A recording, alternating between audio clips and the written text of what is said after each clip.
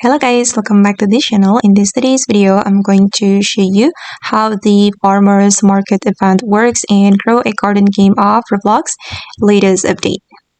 Okay, let's get into it guys. The farmers market event has been dropped in Grow a Garden, and if you want to join the farmers market event, you need to teleport to the farmers market first. You can use this portal. Just click on this menu and it will bring you to the farmers market. Okay, and just hold on guys, and sometimes it's a little bit laggy, so you need to be patient.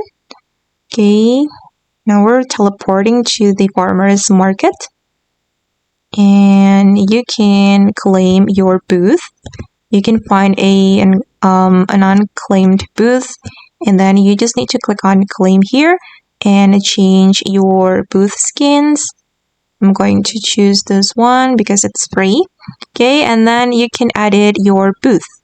And here you can add your pet that you want to sell or that you want to trade. You can add pets or plants.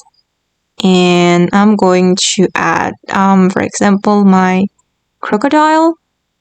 Okay, and you can set the cost or the price, and I'm going to set it 15 for example, and I'm going to click on sell.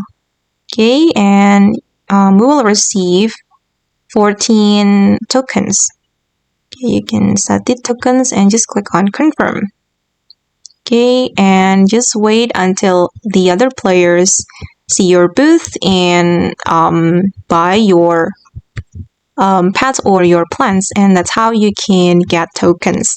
And if you want to buy items from the other players, you just need to visit their booth, for example this one, and yeah, you just need to click on the item that you need to buy and you can click on confirm, just like that. But it's pretty hard to get the tokens guys, unless you have Robux.